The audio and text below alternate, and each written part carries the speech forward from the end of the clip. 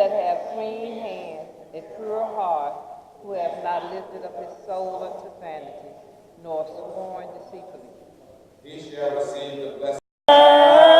This little light of mine, I'm gonna let it shine. This little light of mine, I'm gonna let it shine. Let it shine, let it shine, let it shine. This little light of mine, I'm gonna let it shine. This little light of mine, I'm gonna let it shine. This little light of mine, I'm gonna let it shine. Let it shine, let it shine, let it shine. Everywhere I go, I'm gonna let it shine. Oh, everywhere I go, I'm gonna let it shine. Everywhere I go, I'm gonna let it shine. Let it shine, let it shine, let it shine. I'm gonna let it shine. Jesus gave it to me, and I'm gonna let it shine. Jesus gave it to me, and I'm gonna let it shine. Let it shine, let it shine, let it shine. Amen. Praise the Lord.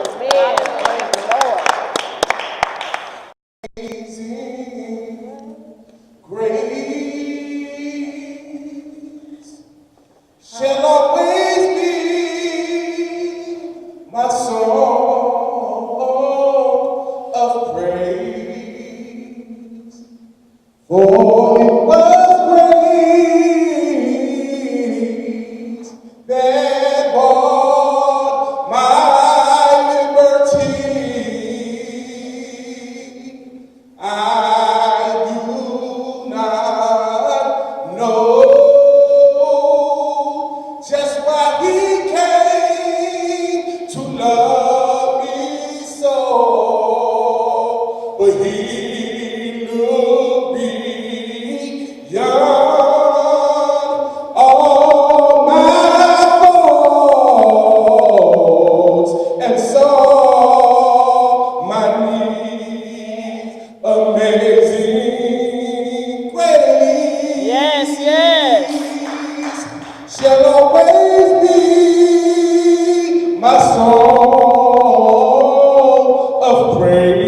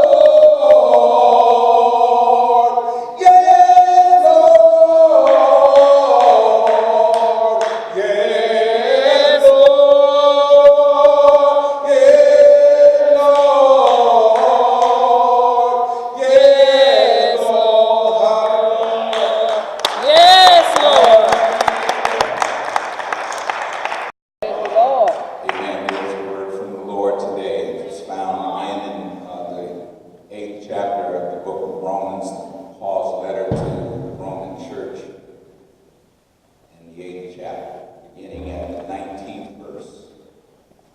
Amen. Amen. While you're finding that, let's share our scripture verse together. Trust in the Lord with all thy heart, and lean not unto thy own understanding. The Lord with all thy heart, and lean not unto thy own understanding. In all thy ways acknowledge him, and he shall direct thy path. I know I won't be before you long, but the passage of scripture that we're looking at as we continue our series, Living by the Power of God's Spirit, starts here in the 19th verse in the 8th chapter of the book of Romans. For the earnest expectation of the creature waited for the manifestation of the sons of God. For the creature was made subject to vanity, not willingly, but by reason of him who hath subjected the same in hope. Because the creature itself also shall be delivered from the bondage of corruption into the glorious liberty of the children of God. For we know that the whole creation groaneth and travaileth in pain together until now. And not only they, but ourselves also, which have the first fruits of the Spirit, that's powerful.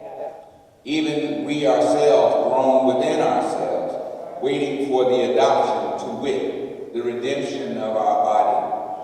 For we are saved by hope, but hope that is seen is not hope. For what a man seeth, why doth he yet hope for? But if we hope for that which we see not, then we do with patience wait for it. Amen. This is the word of the Lord, and hearing on today. You be seated in the presence of the Lord and his angels. As I said, we're continuing our series through the book of Romans, this chapter 8. Just a power-packed place to be and be focused on, as Paul has told us from the very outset of this chapter, that we as believers in Jesus Christ should be living by the power of God's Spirit. Amen. And that those who live by the power of his Spirit can trust God to be able to do all that he has promised in his word. That we can trust God. Amen. That we can trust God to be faithful. We can trust God for healing. We can trust God for deliverance. We can trust God when we live by the power of his Spirit. We can trust God to do exceedingly and abundantly. Paul has been telling the Roman church, and then us as well, that we have been called to live by God's Spirit and by his power, and that the rewards of choosing to live that way are abundance, and that God continues to manifest and keep us even in the midst of trials. And as Minister Rogers said, whether you feel like you had a good week or a bad week, the fact is, if you trust in God, but I want to put a spin on good week, bad week, that says, if you're still here, Come on.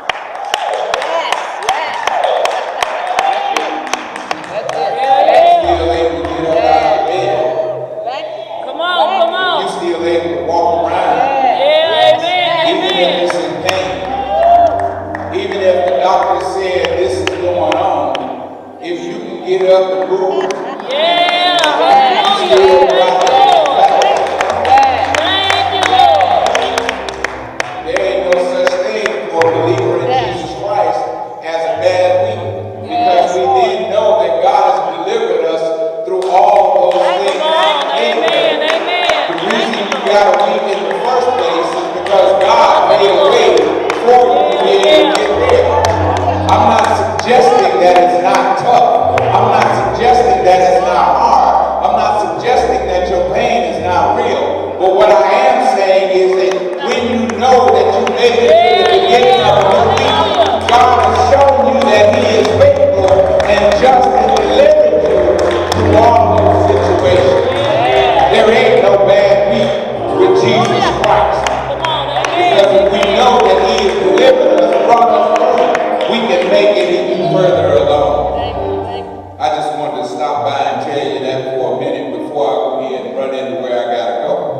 because what I learned about living by the power of God's Spirit is that living is expecting. Yes, yes. And in living, by going day to day, moment to moment, week to week, month to month, year to year, decade in some cases to decade, by us being able to get to this place, this time in our lives, that we know that for those of us who are believers in Jesus Christ, He made a way even when it didn't look like it. Minister Roger shared with me earlier in the week after his test that everything came back negative, which is great. And I shared with him what I share with you, because often it takes sometimes God to get our attention through what we think may be going on for us to finally have it click in our mind. I haven't been doing everything that I ought to be. I haven't been committed to God like I need to be. And maybe God is just trying to give me an opportunity now to say, okay, now it's time for me to truly sell out for the Lord. Come on now. I thought I was doing all right before. I thought I was living for Him before. But let a situation get where you're not sure what the results are going to be. And somehow then God becomes very real in your life. You be calling on Him for deliverance, and you're calling on Him for a breakthrough. You need His help to get through something. Now God becomes real. But living is not only expecting God to do because I'm walking according to His power, but then it's also trusting Him as well. And that means whether the doctor said it's good or the doctor said it's bad, we know who the author and finisher of our faith is, and that is Jesus Christ. He got the last word. And then living is going out on His word or walking by His word. And I keep telling us this so that we understand that God's word is living and breathing. God is saying to us what He wants us to do, how He wants us to live. And we are then called not to live by what I feel, but to live by every word that proceeded from the mouth of God. Hello? And sometimes that goes against the stuff somebody taught you. Mama taught you this. Daddy taught you that. But what does the Word of God actually teach us? And where does God actually want us to be? That's what you got to remember. And then, lastly for this, living is sharing the Word of God. Living is sharing who God is. Living is just letting God know that I trust you, Lord, that I believe you, Lord, and whether or not I make it through this situation or not, or how I make it through this situation, I know that I am still able because you hold me in your hand. That's living by the power of God's Spirit. But looking at this text today, in the first point that I see is who we become, or we should expect God. That's all I want to say. We should expect God. Look at what verse 19 says. For the earnest expectation of the preacher waited for the manifestation of the sons of God. For the creature was made subject to vanity, not willingly, but by reason of Him who hath subjected the same in hope. Let me give you that from the Amplified, because it may not be so clear for you. And it said, for even the whole creation, or all nature, awaits expectantly and longs earnestly for God's sons to be made known. Waits for the revealing, the disclosing of their sonship. At some point in life, the fact that you and I are believers in Jesus Christ, walking and living by His power, God is going to do some things, and we should be waiting for God to do it. We should expect God to move and trust that God will move on our behalf as we walk and live for Him. God says, for the creation or nature was subjected to frailty. In other words, it wasn't going to make it. To the futility, condemned to frustration. You're trying to execute something, but you can't get through it. You don't know why. Not because of some intentional call on His part, meaning creation didn't do it, but this is a byproduct of the will of Him who subjected it. And yet we hope. What does that mean? That means that no matter what I'm going through, if I'm living by the power of God's Spirit, it doesn't matter what the world throws at me. I trust God to be able to bring me through it. That's what I expect God to do amazing things in my life and around my life. And even though I'm dealing with a situation on a personal level, I can trust that God will bring me through it no matter what. I'm still reminded of the 3 Hebrew boys who were getting ready to be thrown into the fiery furnace. And as they were about to be thrown in there, I remember them saying, I'm paraphrasing, whether God gets us out of this thing or don't, God is still God. But it was that faith, it was that belief, it was that trust in God that delivered them even in the fiery furnace. Because what the Word of God tells us is when they looked into the fiery furnace, they didn't just see 3 people, Shadrach, Meshach, and Abednego. They saw a 4th one in there and they said it looks like the Son of Man. What that tells me is no matter how hot it gets in my life, no matter how tough stuff is, if I'm just trusting God through the fiery furnace, God will be there through it all. So I can expect Him to be there whether I'm delivered out of it or not. We do God like this here. If you don't bring me through the thing that I'm going through, I don't know that you're still God. And you heard folk that claim to be Christians talk about, oh yeah, okay, so I'm going through, I don't know how I'm going to make it. I don't even make it because God's going to help you make it. You got to be able to trust Him. But no matter whether God brings you through it or not, the trust of God ought to be increased. Because every time He has brought you out of a situation, you and I ought to look back on that one, and our trust of God ought to be going higher and higher and higher every time. God ever brought you through something you didn't know you was going to make it out of? Maybe I'm the only one. Maybe I'm the only one looking at a doctor's report and being not sure whether or not you're going to get something or some kind of disease or some kind of situation. And you find out, no, you dodged that bullet because God let you out of it. Now what do you do now? And that's what I talk about when I'm saying about being committed to Christ. You cannot claim to be living for God and living by the power of the Spirit and have this sort of laissez-faire, hands-off, I'll get there when I get there, I'll do what I'm going to do, or maybe I'll go today and I won't go tomorrow. You can't do that and then expect God to show up on your behalf. You need Him first. The Bible says that Jesus was asked a question. They said, I don't think it was a question. He just said, there's going to come a time when people are going to say, you know, Lord, I did this, and I did this. And He's going to say, depart from me, I never knew you. So somebody's going to be doing stuff, but they're doing it for their own purposes. You was nice because you just thought it was nice to be nice, but you didn't do it on behalf of the Lord God. And so you just did the stuff that the world tells you that you ought to do, and then you did it, and you expect God to then open the door for you when you didn't try to open the door yourself. So we should expect God. We should expect God. Believers who are living by the Spirit of God should expect God to show up and show out.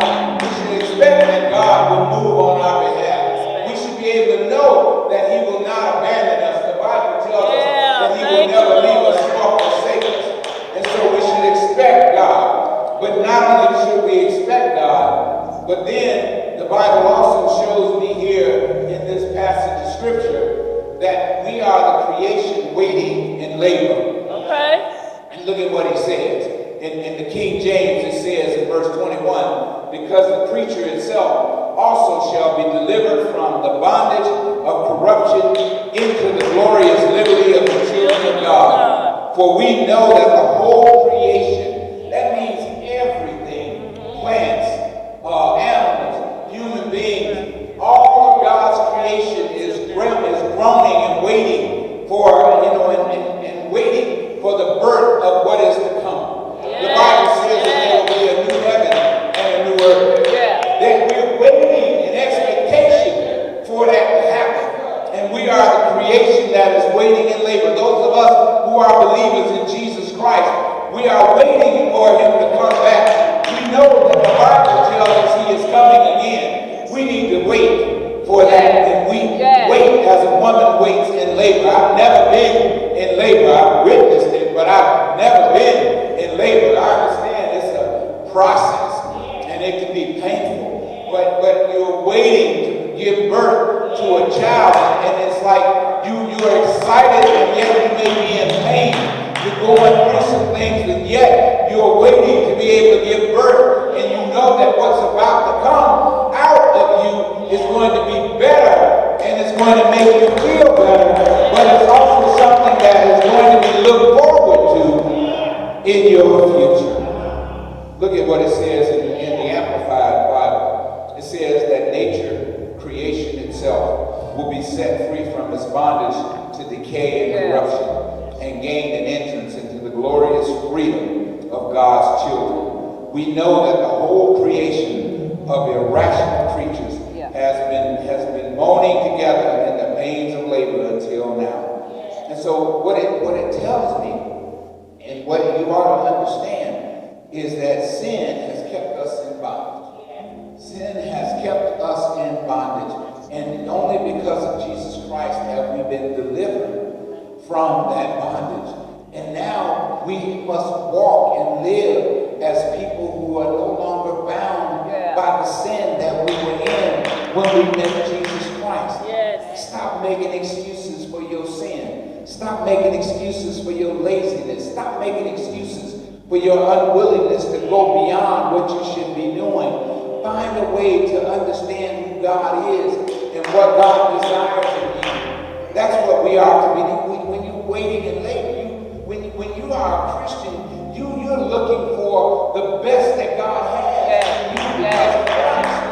I want to know, who does he really want me to be? How great can I be in Christ? But if I'm just sitting here and I'm not willing to open my Bible, I'm not willing to try to pray, I'm not willing to try to study his word, I'm not willing to do anything more than I may show up on Sunday morning.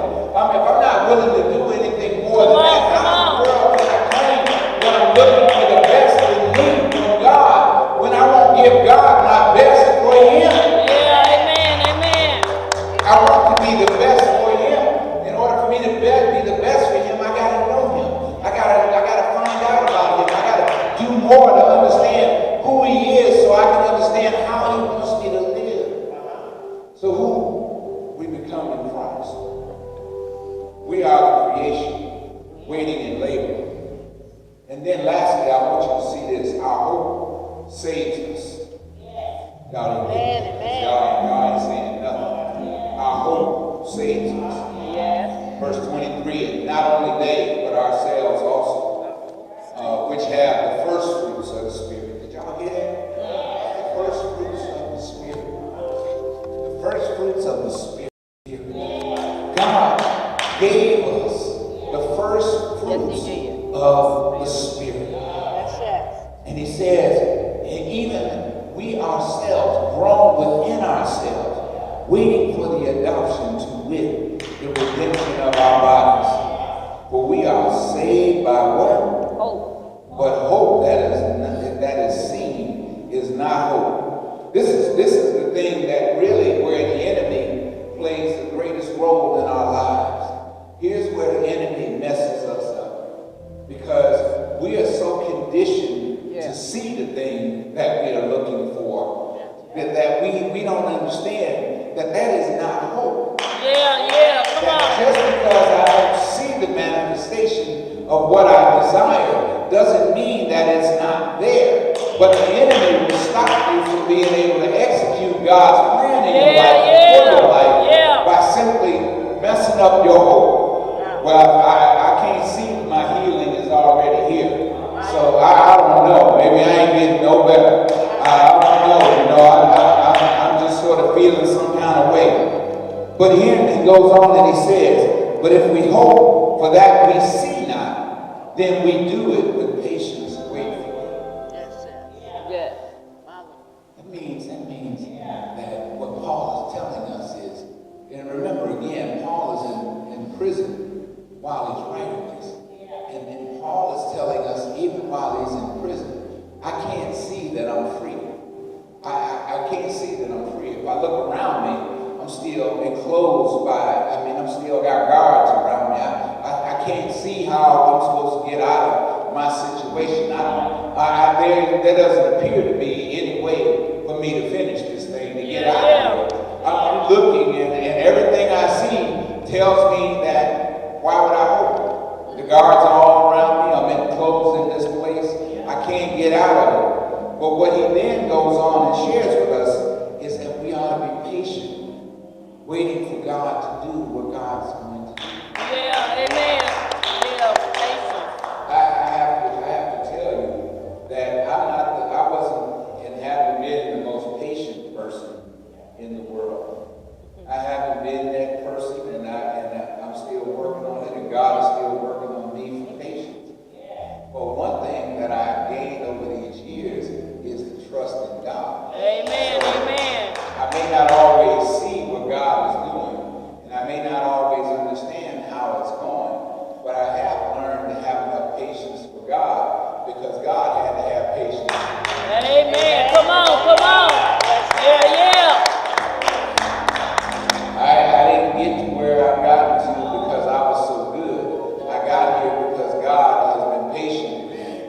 While I was messing up, doing all the wrong things and doing all the stuff I had no business doing, God was patient with me. Thank you, Lord. Thank you, Lord. On the day that he was Thank you, able Lord. to see something begin to shine maybe in me.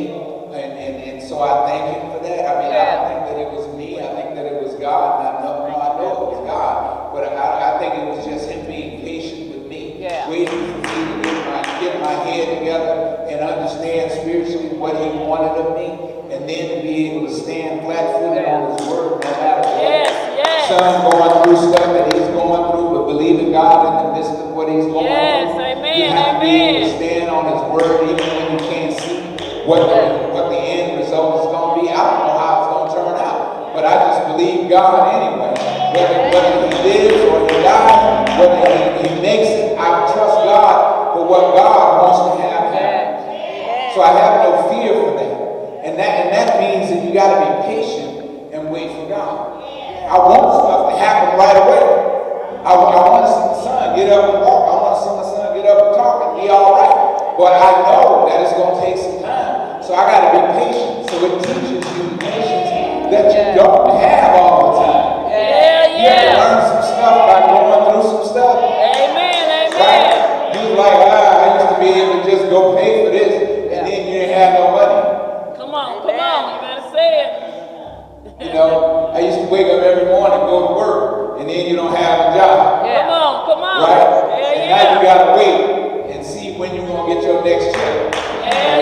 How I'm going to make some money without having to worry about, trying to get it off the street. How am I going to make some money? Those are things that God is just trying to show us stuff in the midst of it. And you either get the lesson or you don't. But in the midst of it, God is trying to be patient. Amen. Giving you an opportunity to get your life together, get your spirit man together, so that you can walk with him. And when we do, our hope saves us. What you can't see is that behind the scenes, there's spiritual warfare taking place. There are things that the enemy is doing in your life and in mine, trying to mess you up, trying to do everything that he can to get you agitated, get you thrown off. If you had a drinking problem, he'll put a drink in front of you. If you had a drug problem, he'll put drugs in front of you. If you got a female or male problem, he'll put those in front of you. He'll do whatever he can to try to get you thrown off so that you don't follow God. Amen. And so if you lose hope, then you turn or revert to the things that you are comfortable doing or you were comfortable doing. And if you've never given God a true opportunity to move in your life, that's where you're going to find out where you really stand. Because once you have done it, God promises to be there for us. Amen. Thank you, Lord. So he has called us to live by the power of his spirit. Right? To live by the power of his spirit. Jesus walked by the power of the spirit. Jesus walked by the power of the spirit so strongly that it took him to his death and his death on the cross. It took him to a place called Calvary. And he had done no wrong. He who done no wrong took on sin for us. And he did it so that you and I would have an opportunity to be free. You and I would have an opportunity opportunity to be able to live by the power of God's Spirit. And so today, you have a chance to turn your life around. Oh, yes. Oh, yes. If you don't know that you have really given your life to Jesus Christ, you can make a change right today. If you have given your life to Christ, but you know you have not given him a full commitment of your life, you can change that today. You can say, I'm going to be committed to the cause of Christ, and I'm going to trust and live by his word, and let God begin to do a work in you that you have never seen before. So he tells us, I have plans for you. But most of us have never understood the plan. Because we're still looking for other things and not looking for what God wants of us. So today, you can make this the day that you change it. Oh, yes.